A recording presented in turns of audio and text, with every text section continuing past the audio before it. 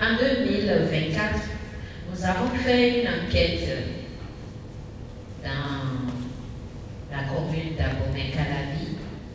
Le taux de sujets présentant des signes dépressifs était élevé. Mais je peux vous rassurer que ceux qui ont la dépression sévère n'étaient que de 6%.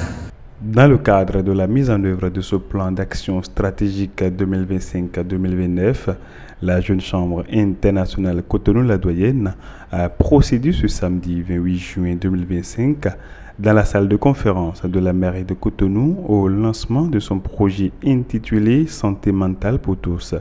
Un projet dont la vision est déclinée par le président de la JCI Cotonou-La Doyenne, Iris Agmonté.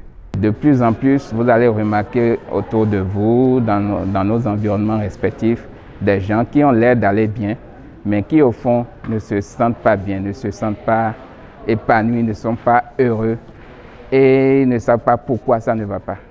C'est dans ce questionnement que nous avons compris qu'il n'y a pas que la santé physique qui compte, il y a également la santé mentale, la santé de l'esprit qui compte.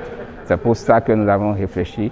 Nous avons dit cette année, nous allons parler d'un sujet auquel les gens ne sont pas très habitués. Notre mission, c'est d'inviter les spécialistes de la question de la santé mentale à se prononcer, à expliquer à la grande partie de la population comment fonctionne notre corps, comment fonctionne notre esprit, pour que quand nous avons des alertes, des signaux, nous puissions savoir qu'il y a des soucis et qu'ensuite nous puissions savoir à qui nous adresser pour vite résoudre ce problème. 4 personnes sur 10 dans le monde ont eu au moins une fois un trouble mental.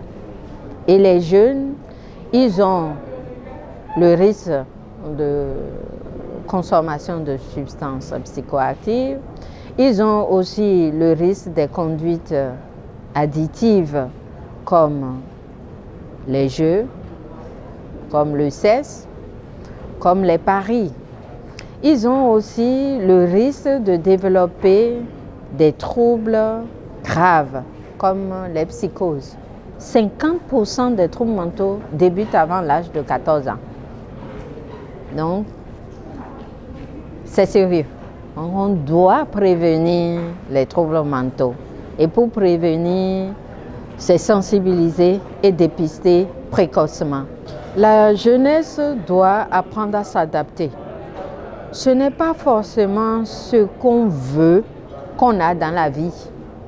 D'ailleurs, j'aime parfois dire « à l'impossible, nul n'est tenu ».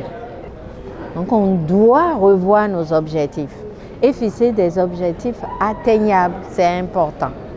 Et en cela, il faut dire le bonheur n'est pas figé. Le bonheur est subjectif.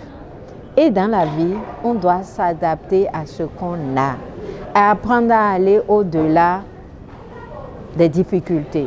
Adélaïde Kokoronye, responsable du projet Santé mentale pour tous, nous parle des activités qui vont meubler la suite de la mise en œuvre du projet. Aujourd'hui, nous avons procédé au lancement officiel de ce projet qui a été couplé par une séance de sensibilisation, un panel animé par des spécialistes du domaine.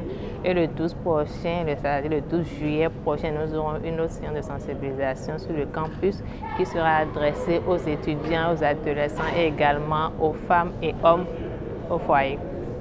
Il y aura des thèmes spécifiques à l'endroit de chaque cible. À la fin de cette séance de sensibilisation, il y aura une phase de clôture qui va consister à un premier contact entre les psychologues et les participants. C'est-à-dire que nous prendrons les contacts des participants, que nous allons contacter plus tard, ceux qui sont intéressés, et les mettre en contact avec des psychologues, des spécialistes du domaine pour une première consultation.